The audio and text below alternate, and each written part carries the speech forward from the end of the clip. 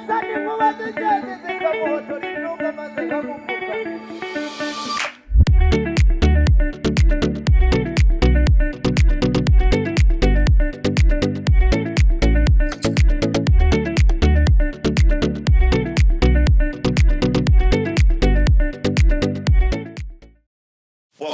to our GBC Afcon sport analysis. We're back. I know we promised you that we'll be coming back to you quicker than today, but we're in Zimbabwe, so it could have been a number of reasons why we're not on air. It could be the rain, it could be a power cut, it could be water cuts. It really could be anything, but the good thing is we're back and we're ready. We were not called back by Chavalala. No. By Chabam. No, we're here. So, gentlemen, we're back. We're not with this gentleman last time, so I'll let him introduce himself. Oh, I'm Fabian, your sport analyst. I'm elected to be on this platform. I hope you guys will enjoy our show. Thank you. And a great comrade, you reintroduce yourself. Okay, I'm Maxo Jonas Manga. I'll be your sports analyst. I'm actually glad to be on the show. Thank you for inviting me. No, thank you. Hey, I feel like my names are too plain. It's just Mike on the bed. This guy, there's Max or something. So we've had a very, very, very unpredictable Afcon. Extremely unpredictable. Ivory Coast has played 2 games. They won 1 and they lost 1. Yeah. After watching the first match, I personally thought that they were favorites. But what do you think about that? The Group A. Let's look at the games that we've played so far. Yeah, I think considering the Nigeria Ivory Coast game, it was a very competitive game. Nigeria has got good players, the likes of Osimhen, the likes of Iwobi. It was a very entertaining game though. Ivory Coast, they did try, but they were not just clean out in finishing. I think that when I was watching the game, I thought of maybe Wilfried Zaha. I think he's one of the players that is missing. Could have made the difference. Because the finishing, they are not that clean. They miss Drogba. Yeah, and their attacks, they are dangerous.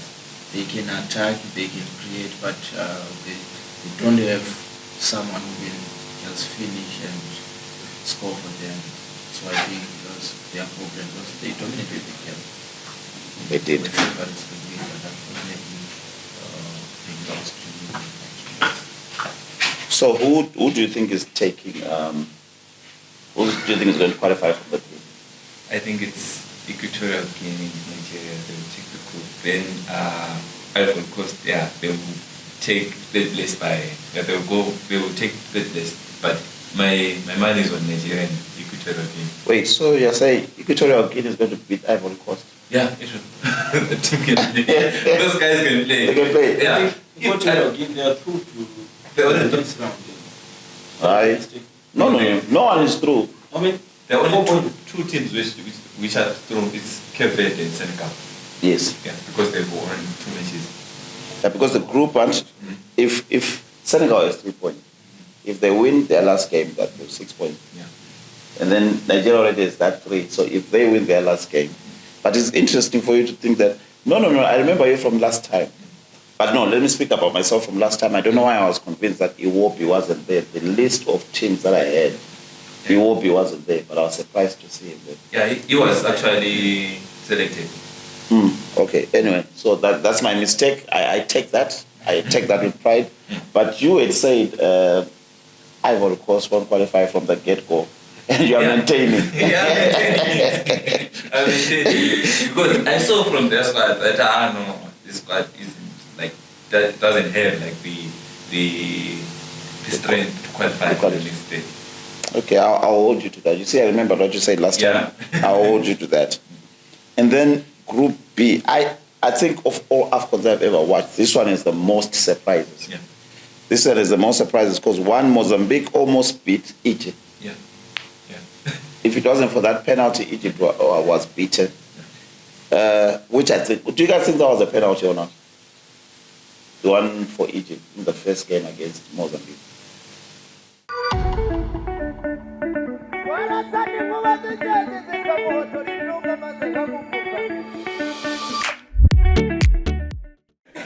I think personally, I think we are being loyal to Southern Africa. Because that was a clear penalty. That guy kicked that guy. Yeah, I remember they also referenced that other penalty which was taken by Nigeria when they won over Ivory Coast. There's reference to that other penalty. To the same penalty. But there was a huge outcry in Zimbabwe. Okay, let me not say Zimbabwe. In Bulawayo, people are saying, no, this guy's cheated. There was nothing like that. But he clearly kicked him. Yeah, I thought maybe the game was over. The game was. Well, let's just let it slide. I think that was good refereeing. So, okay, anyway, I was talking about Mozambique, our neighbors. They almost beat Egypt. Yes. And then they got annihilated by Cape Verde. Dismantled. It was 3, yeah? Yeah, 3. And then, what do you guys think? And Cape Verde is actually playing good because they also beat Ghana. Yeah, they actually beat Ghana. They're also, they've qualified. Those guys.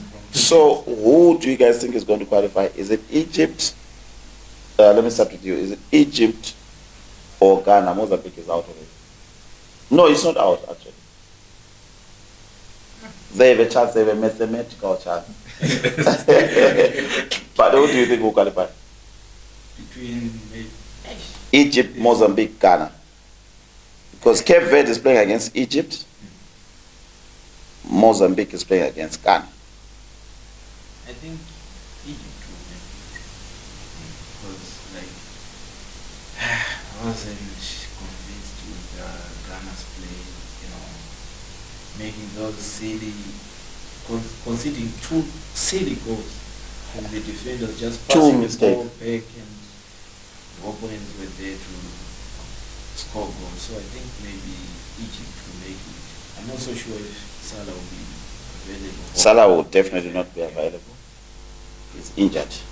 So if he's to play, he's going to play in the group stage. In the knockout? In the knockout stage, yes. Yeah, in the knockout stage. Yeah. It might be a disadvantage and an advantage at the same time. Because like, when you have more Salah in your team, I think the Egyptians, they will just say, like, we have the best player. So I think every pass has to go like what Argentina does. They know that Messi is something happen. And makes everything happen, and it just pass to him and do magic for them. But I think on their last game, yeah, they can fight and win because they will just know that, guys, we are all at the same level. We don't have to wait for someone to do something for us. So we just have to fight like. Because even the equalizer they got it when he wasn't there. Yeah, especially like when consider a team like Senegal. They've got money, but they don't just play for money. Put pressure on money. Money will do everything for them. They are all hard workers. They do things on their own. And players usually to the team. So I think Egypt will make it. If Ghana can rectify their mistakes, I think they will be good. Because I was thinking Egypt's advantage, maybe Cape Verde is already qualified. So maybe they'll rest player. Say, let's rest player for this final match. We don't really need to put. So that the complacency. Who do you think is going to make it from? For me, it will be Cape Verde and Ghana. Because Ghana, like, they will need to work on their defensive. But in terms of attack, they're actually utilizing Kudus like stepped in for those strikers. So I think in their next game they will be more serious. They will change. Maybe they will check out Inaki Williams. Then maybe put Jordan Ayew. Yeah, Jordan Ayew, because that guy can play. So I think Ghana. My mind is on Ghana. I was surprised when they didn't play him, even as a sub. No, you mean Andre? Andre, Andre is the older one. Yes, the older one. They never even played him. That was surprising. Maybe they will play him. They'll introduce him. So you are effectively saying Egypt is going to draw or lose against Cape Verde for And then Ghana wins. Ghana will get 4 points. Yeah. Then they'll be ahead. Right. Interesting. Interesting. Okay, let's go to. That was Group B, right? Let's go to Group C. As I said, I have never seen so many surprises. I didn't know that Ghana had never beaten Egypt at the Afcon finals in all these years, can you believe? And they're the two teams that have been to the most finals in Africa. Anyway, let's go to Group C. We have Senegal, Gambia, Cameroon, and Guinea. Yo, who do you see going through? Senegal is already qualified. They won 2. Yeah. Cameroon drew against Guinea. How did they play their other game? Oh, but which team? Cameroon. Cameroon has played Senegal. They lost. They lost, yeah. They lost to Senegal Yeah. again, and they drew to Guinea. So Cameroon has to beat Gambia, which is very doable. Guinea has to beat Senegal to qualify. Who do you see qualifying with Senegal? Gambia, Cameroon, or Guinea? You see, They won, is it 4 points? Yeah, 4 points. Okay, 4 points. but they're facing Senegal. Do you think Senegal will relax on their last game? I think they will fight maybe and if Cameroon has to win, I think they have to score maybe 3-4 goals. Okay. Difficult mathematically. Yeah, I think this one is quite straightforward. Then we have our Group D: Algeria, Angola, Burkina Faso, and Mauritania. I think this is the easiest group. And also on qualification, everything is in the balance. I think except for Mauritania, the other 3 can qualify. Who do you see going through? Algeria, Angola, or Burkina Faso? Because Algeria is going to play Burkina Faso. That's on Saturday. Mauritania is going to play Angola. Then Tuesday the 23rd, Angola, Burkina Faso, and then Mauritania, Algeria. It's Algeria, Burkina Faso, and then Angola. Mauritania will The whipping. There I agree with you. I agree with you 100%. How do you see it? But Angola drew against Algeria, though. Yeah. I'm saying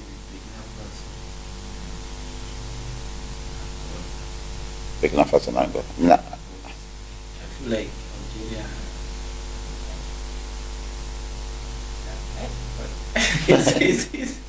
It's complicated. All right. Let's take a small little break. Our water is back. We told you we're not there because of water last time, so we're going to have a few glasses of water, then come back.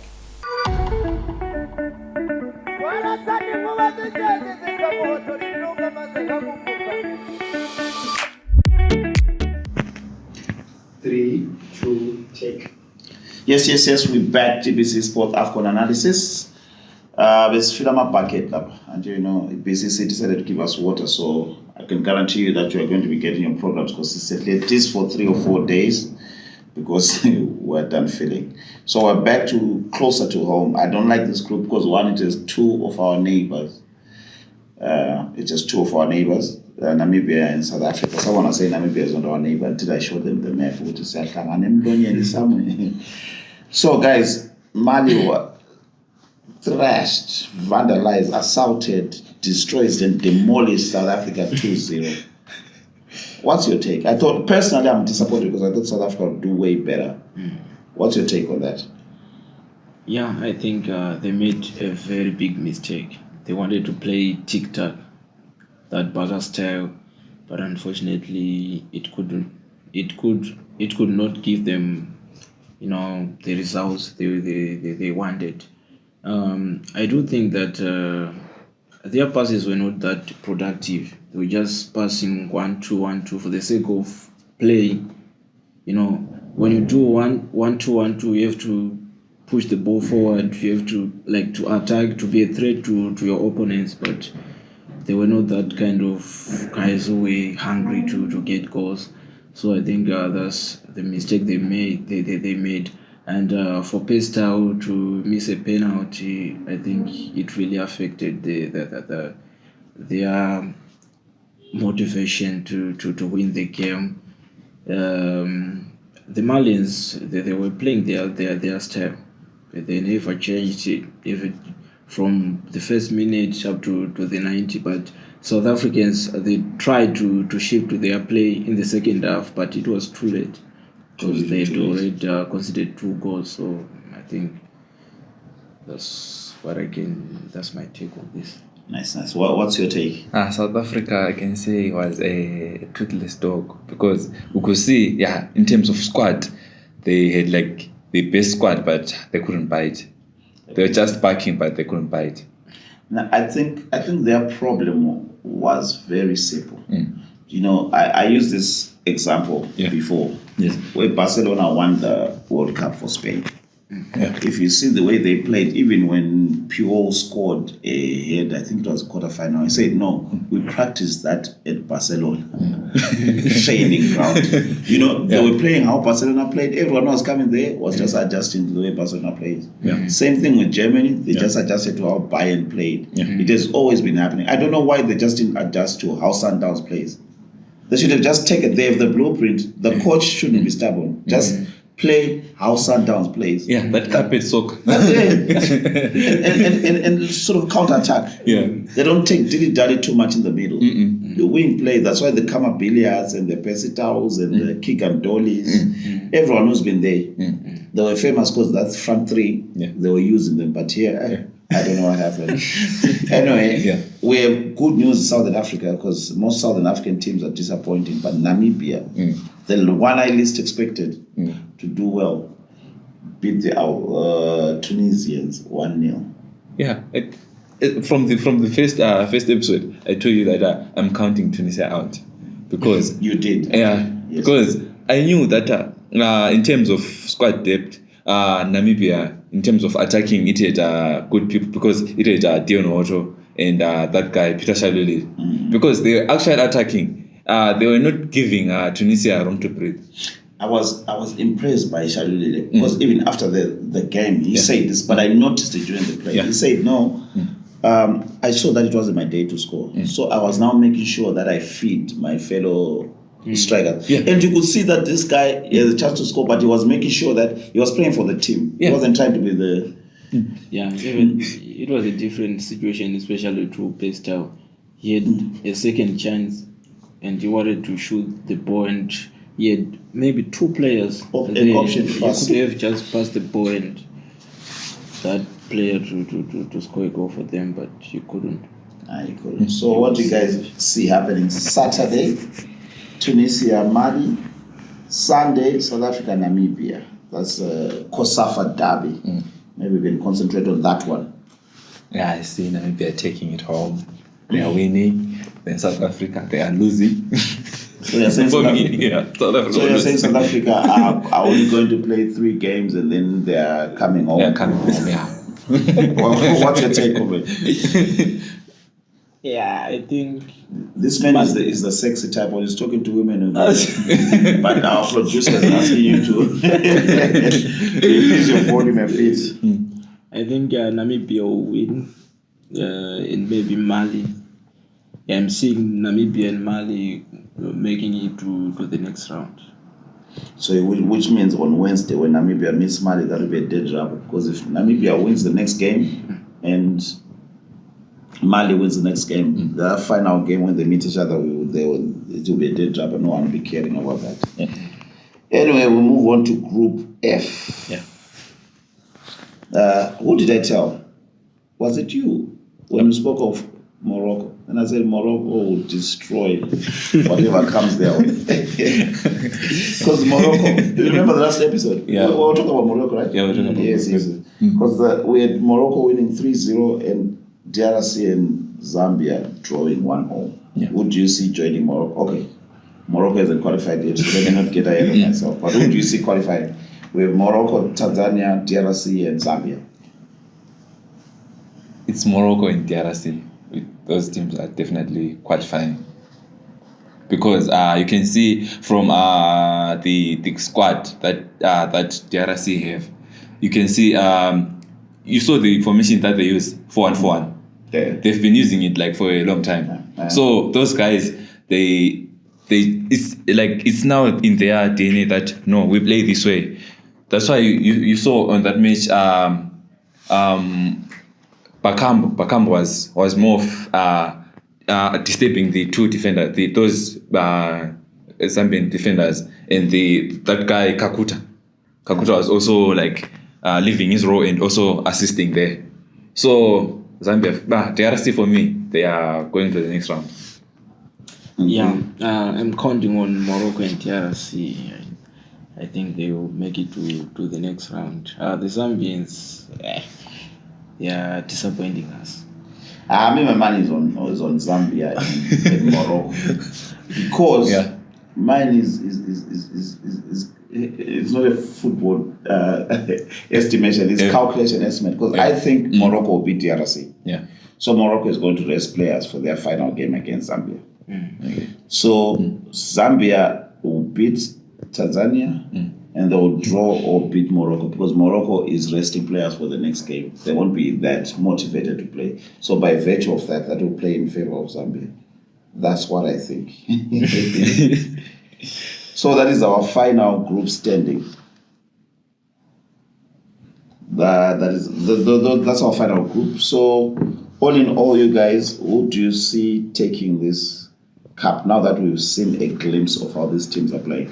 Or is still too early? You want to see the second?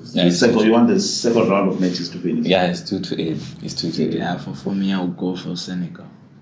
Senegal. Yeah. What if there's a team that will defend it? They'll defend. What if there's a team that will pull a Spain and Argentina? Because 2010 Spain lost the first game of the World Cup, but they ultimately went to take it. The same thing happened to Argentina. They lost the first game and they went to. You don't see that happening. You don't see maybe South Africa losing the first game. Nah, that's definitely South Africa. South Africa gets out. South Africa gets out.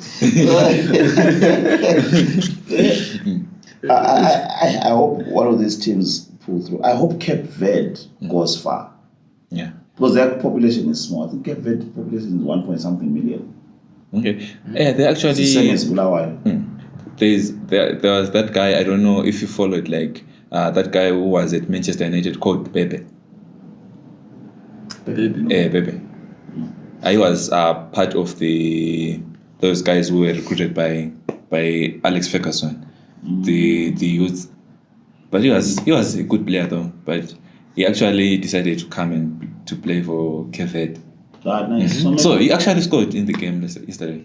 Okay, I didn't know about it. I think these guys, I appreciate guys who want to give themselves a chance for international duty. Because they'll have failed to make it into England or whatever. Then they say, okay, I have this back home. There I'll play. Because the same happened to Drogba. France wouldn't give him a chance. Oh, okay. Then I was like, okay, let me play for Ivory Coast. Because Drogba was born and he grew up in France. Even Koulibaly. Koulibaly, same thing? Yeah, that's Senegal defender. Okay. So I like players like that who come back. And yeah, it's good for football. So we'll see you next time for our lovely show that we had today. We still want you guys to guess who's going to win. So our next game that we want you guys to guess is Senegal. Please comment section. Who's going to win? Did I say Senegal? You see that BCC water is making. And let's say South Africa versus Namibia. Whoever guesses the price gets 10 gig data, and then they also come to participate on our show. So make sure you watch that game. Our neighbors, Namibia and our neighbors, South Africa, are clashing. So whoever guesses the winner will give you 10 gig data, and you also join us in hosting our next show. Thank you very much. I don't know if you guys have any last words. No, that's what I don't have. Bye.